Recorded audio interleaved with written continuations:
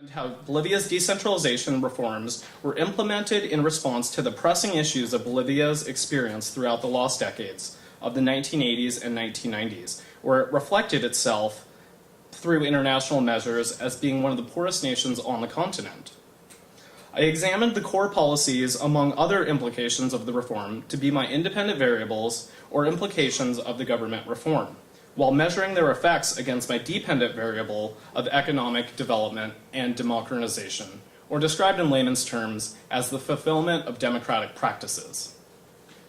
These core policies of the law that responded to the issue were 1, the establishment of new political actors, 2, the creation or establishment of municipal or local level governments, 3, fiscal transfers or resource allocation to city budgets of municipal governments, and 4, the transfer of administrative powers to local governments to monitor over the development of public sector services and infrastructural development. In analyzing the effects of the 6 independent variables, I examined in my research how I came to learn that the reforms for economic and political development have come into interaction with hundreds of years of established social, political, and economic complex formations. As a result, their effects are still being fiercely debated by political scholars, and there is no clear answer to this phenomenon. In spite of the complexity and the countless implications that have resulted from the reform's implementation, I chose to focus on 3 factors that I saw to be constructive for the political development of democratization and economic development. These constructive factors were 1, the establishment of new political actors, 2, the fiscal transfer of central resources, and 3, the municipalization or creation of local government. I also held these factors in balance with 3 factors that I sought out to examine that were destructive or negative implications that resulted from the reform. For the purposes of this presentation, and also because my research intended to prove that the constructive factors were able to outweigh the destructive or negative implications that resulted, I can only touch upon them briefly by defining them and their limiting relationship to economic and democratic development. The negative factors I came to define were 1, national fragmentation or political disunity over territorial interests, 2, the state-sponsored creation or construction of new social hierarchies, 3, the failures of administrative decentralization. For the destructive features or factors, the first factor was national fragmentation. I define this factor as the somewhat collapse of the national political party system.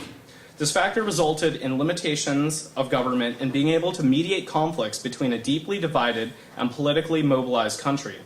As a result of the national government institutions to now be responsible for overcoming a deep fissure within the national political party system over the conflict of elite interests for autonomy and secession from the country. The political measures of this implication reflect the problematic implications within the politics of pluralism against the background of a deeply rooted socio-political inequality and ethnic divisions among the country. And these effects have inhibited democratization. The second negative factor I defined was the state-sponsored construction of new hierarchies. I define this factor as the construction of new hegemonic orders in society that the implications of the reform were able to sponsor. As a result of the unprecedented transfers, research on Bolivia's decentralization has reflected that new political actors have demonstrated politics of exclusionary tactics once endowed with formally national powers. Local city or rural governments within Bolivia have reflected how new institutions, political actors, and agendas have repressed the interests of the elite, as well as more native or sedentary indigenous communities throughout Bolivia's Amazon, and have also harbored acts of violence and patriarchy within local governments. These factors demonstrate the limits of democratization by narrowly defining who now within Bolivia has access to representation of the state, as well as who benefits from the redistribution of the state's national wealth.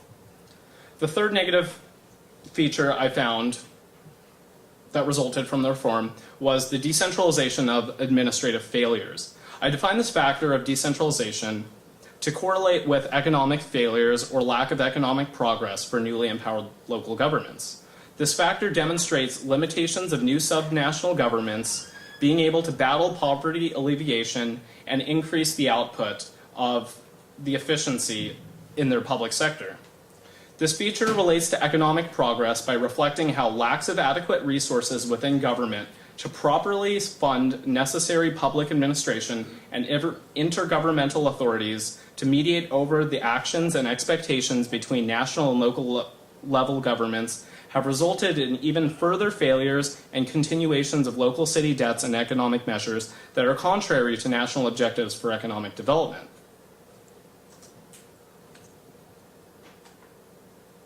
On the flip side, I held these negative factors in balance with three constructive features that my research argued were able to outweigh the negative features that I formerly mentioned.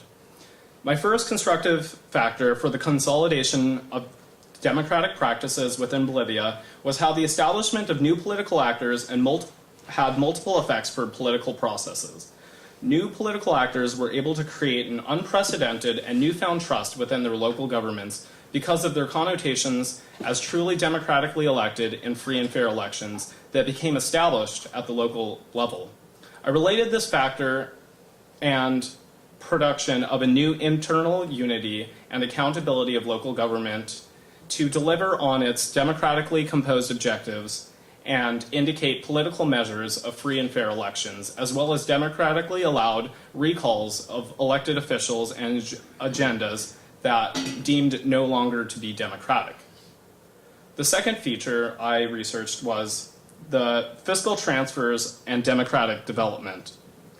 I found this factor to be constructive to the consolidation of democratization or democratic development in Bolivia as a result of the 1994 Law of Popular Participation Reform core policy to transfer fiscal resources or hard capital to invest in local communities and public sector infrastructure.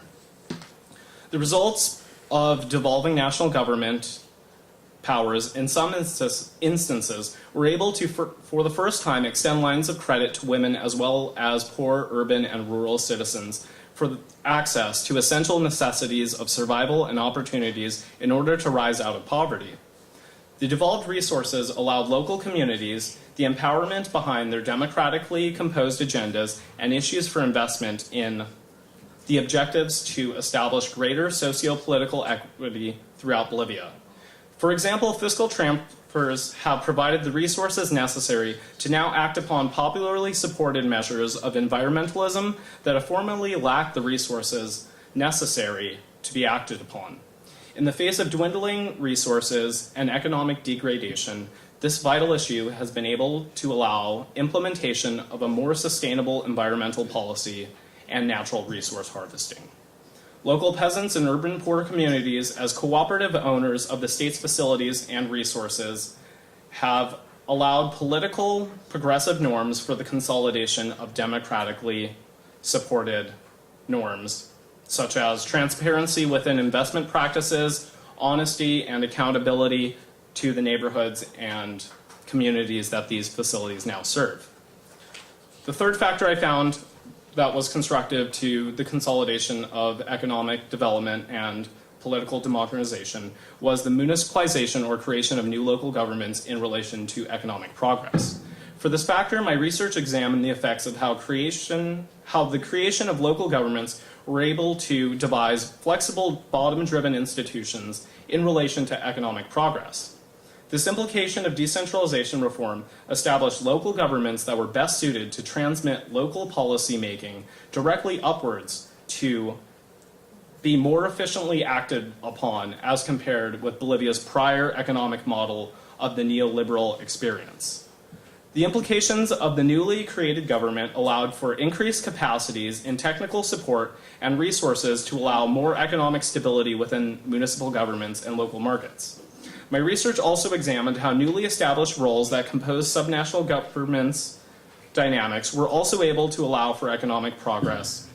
For example, government reforms created thousands of mayoral positions throughout the nation to reside executively over the city governments. The ability of these charismatic leaders, because they were now recognized as truly democratically elected in free and fair elections, became accountable to their communities that they governed and were able to call upon their citizens and residents to donate their resources and labor in order to subsidize expenses for local development as well as the rates of city taxes. Charismatic positions within the institution, like the mayor and other positions, were able to organize agendas beyond ethnic lines and harness the advantages of inclusive practices that formally divided communities and classes. This policy also allowed local governments to more efficiently adapt to macroeconomic policies and stability of economic development. My research has shown how newly established administrations have been able to increase public sector output rates and efficiency in healthcare services and the quality of education, in some instances by increases of up to 60%.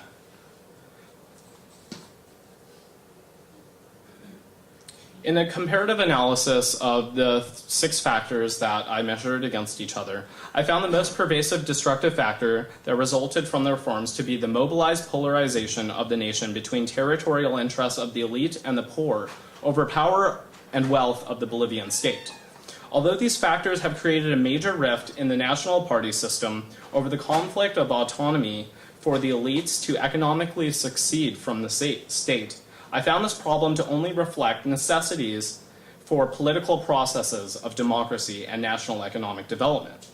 The problems Bolivia is now subject to undergoing in mediating this conflict has been researched to be evident in the histories of all developed nations that once went through this process before they later rose out of their developing economic phases.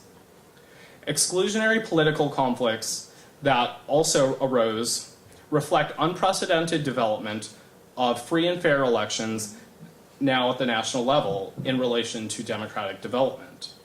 Furthermore, my research has shown that the destructive factors that resulted from this reform have limited processes of democratization and economic development, only demonstrate the overall lack of funds that went into the implementation of this model of government, as well as further the lack of adequate resources to keep the model of government effectively operating. In conclusion, it was my own assumption about democracy that had limited me from understanding the wider context of democracy. My research has taught me about the successes of decentralization and the empowerment of previously and currently poor communities that are devastated by the effects of poverty and illiteracy. As I am about to graduate soon with a degree in the politics department, my undergrad research has taught me that even the illiterate and poor can know more about democracy and the functions of government than I. My research asks the future academics of this and those interested in the international developing community to imagine a new future for the development of democracy. My conclusive remarks are that if decentralization can work in Bolivia and the poorest cities in the Western Hemisphere, it surely can be implemented anywhere. If the development of a radically deeper or deliberative democracy can be achieved on a micro subnational scale, then it surely can be adapted to the international political arena.